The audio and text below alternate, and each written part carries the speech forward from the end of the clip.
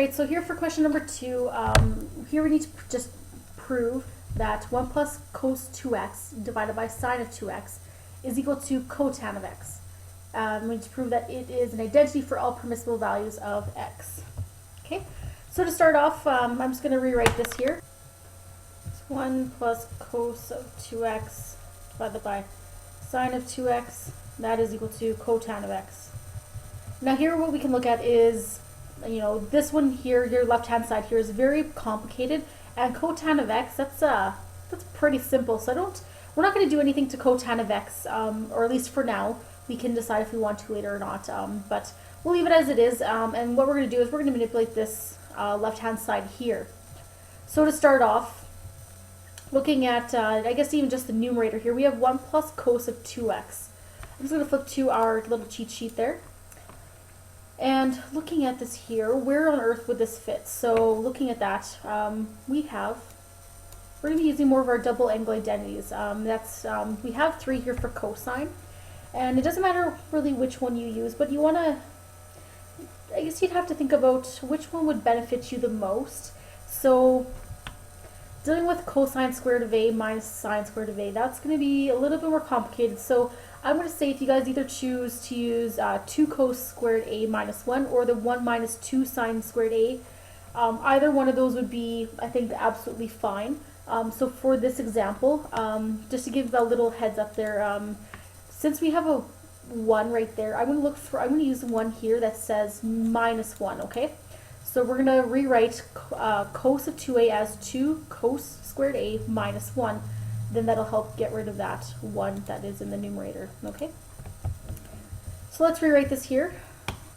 We have 1 plus, and change in that identity, so here we have 2 cos squared x minus 1. That is all divided by, and we can do this all in one step here, so let's change sine of 2x, and if you guys go to that little cheat sheet there, you'll know that sine of 2x, that can be rewritten as 2 sine of x times cosine of x. That is all equal there to cotan of x, okay? So then from here, let's simplify. So 1 minus 1 there will be 0. So what we're left on the top there is 2 cosine squared of x. Divide that by 2 sine x times cos of x. That is equal to cotan of x, and continue to simplify. Here we have cosine squared and cosine here. So that cosine will cancel with the squared there. And 2 divided by 2 is just 1. I'm going to write this all the way up here, ladies. And from here, what we have left in the top there is cosine of x. Divide that by sine of x. And that is equal to, and ladies, if you want to, here you can either change cotan of x, as cosine of x, divide that by sine of x. Or what you guys could have done is rewritten cotan of x, and then that cosine of x divided by sine of x, you could say that cotan of x is equal to cotan of x. But if you left it in this form here, that is absolutely fine. Or if you wanted to continue leaving cotan of x as it is, you could just rewrite that right-hand side as the equivalent form. So there we are. We have that the left-hand side is equal to the right-hand side. So we have now proven the identity, and that is for all permissible values. They're both cotan x, so that works as it is. Okay, so let's go down to number 3. Here we need to prove that cosine of x divided by 1 minus sine of x plus cos of x divided by 1 plus sine of x is equal to 2 divided by cosine of x. And holy yowza, that is like just complicated beyond belief. Wow. Okay. So to start, you guys could, if you guys wanted to try it out, I'm not really sure if this would really work nicely here, but what we're going to do is let's find a common denominator between these two fractions, and then we'll simplify, okay? So to do that, you multiply each side by the opposite denominator, so we'll do cosine of x times that by the denominator here, so it'll be 1 plus sine of x. Hopefully remember how to find common denominators with our fractions. We have 1 minus sine of x times that by 1 plus sine of x. And additionally, so now we'll do it with this fraction here. So we have cosine of x times that by 1 minus sine of x. That's the denominator of the other fraction. Divide that by 1 plus sine of x times that by 1 minus sine of x. That is all equal there to 2. Divide that by cosine of x. Okay? And this one here looks pretty basic, or you could change this into to secant of x, but we'll leave it as it is, and we'll see if we need to change it or not. That's something that you guys will just, it's more of a, you need to practice it to really know when you should be moving stuff and when you should leave it, but this as itself looks pretty simple, so we'll just leave the right hand side there. Okay, so now that we have common denominators, we can simplify by adding the numerators and write it all over one denominator. Okay, so what we can say is we have cos times 1 plus sine of x. I'm just going to write that here. So we have cos of x times 1 plus sine of x plus cos of x times 1 minus sine of x. Divide that by, if you guys want, you guys can rewrite, you guys can write this again, or we can do this all in one step and simplify that bottom. So here we'll FOIL, so we'll do 1 times 1 is 1. 1 times sine of x, we'll do plus sine of x. Then we'll move to the inside one, so negative sine of x times 1 will be minus sine of x. And then negative sine of x times sine of x is negative sine squared x. That is all there equal to 2, divide that by cosine of x. Okay, so from there, you guys could simplify this by distributing into the cosine, but this here is one term. This here is one term, and they actually have a common factor in there, so you can actually pull out cosine of x. Okay, so we'll take out a common factor of cosine of x. We'll put this here in brackets. So what we're left with there is 1 plus sine of x plus 1 minus sine of x. And you guys didn't have to write that with brackets, but just to show you that. So we pulled out that common factor there of cos of x. And then our denominator, we can simplify that. That is 1 minus sine squared of x. That there is equal to 2, divide that by cosine of x. Okay?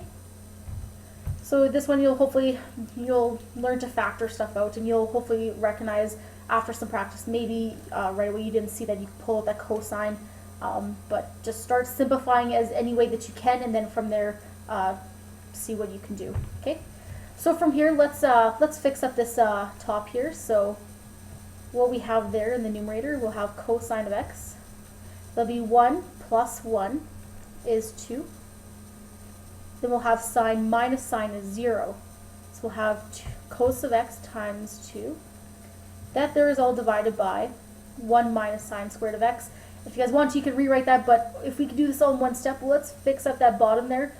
And if you guys remember, I guess going back to those tips, we can say that we're dealing with a quadratic here. We have that exponent of 2. So your tip there said to use the Pythagorean identities. So just like in that first example that we did, what we can do is, I'm just going to flip back to our cheat sheet there.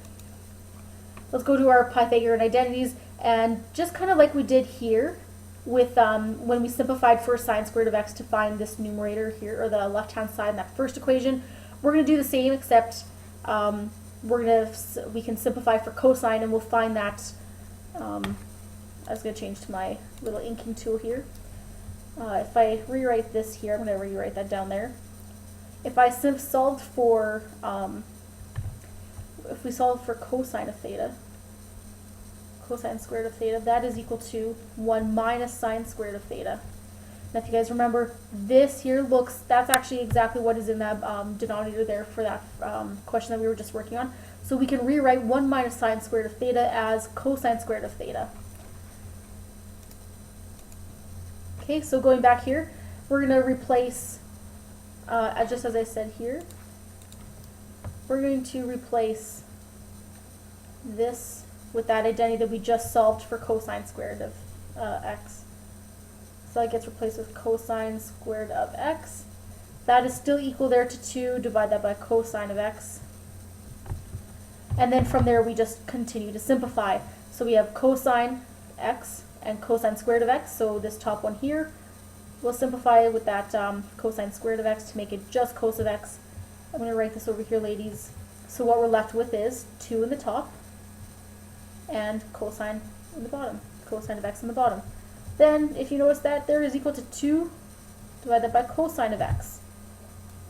Okay, so those two are, when you independently manipulate them, they are equal. So that right there is our proof for that awesome expression right up here. So cos of x divided by 1 minus sine of x plus cos of x divided by 1 plus sine of x, and that is equal to 2 divided by cosine of x.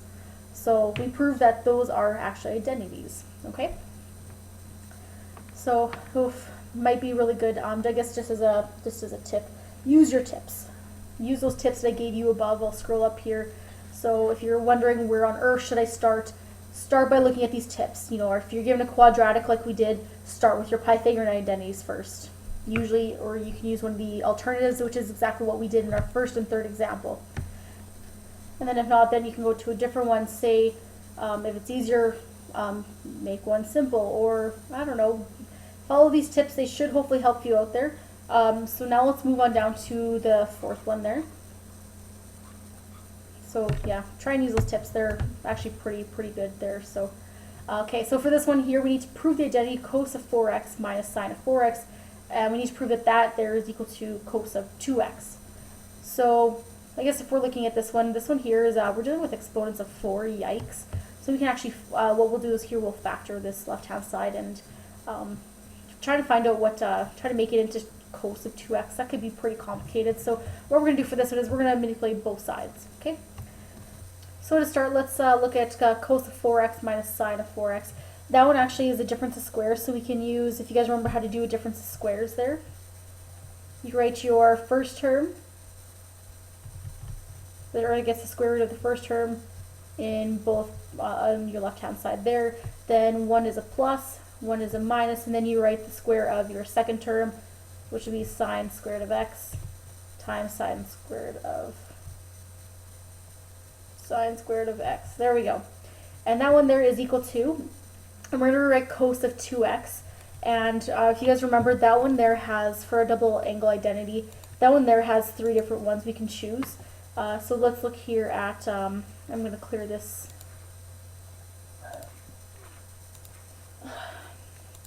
All this ink here, and what we'll go down to here is, so we have 2 options we can do: 2 cos squared of a minus 1, cos squared a minus sine squared a, and 1 minus 2 sine squared a. Now it doesn't matter really which one you use, but compare with your left hand side. You're going to notice something that will save you a ton of work. One of these terms here can actually be rewritten as exactly what this is. Actually, no, we don't even have to rewrite this. That is exactly what that is there. So we have cosine squared of a minus sine squared of a. So if we did these other two, we just have to do a little bit of manipulation. But actually, if you noticed here, that is exactly what one of those terms there on your left-hand side is. So we're going to replace cos of 2a with this equation here, or I guess that right-hand side there. So that there will be equal to then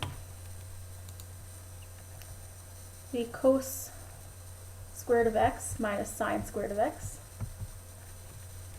Okay, so then now we're going to look at our left-hand side there again, and we want this to look exactly like our right-hand side there. And if you notice, this one here is already in that form. So somehow we're going to have to figure out what can we do with cos squared of x plus sine squared of x. What can we do with that using our identities?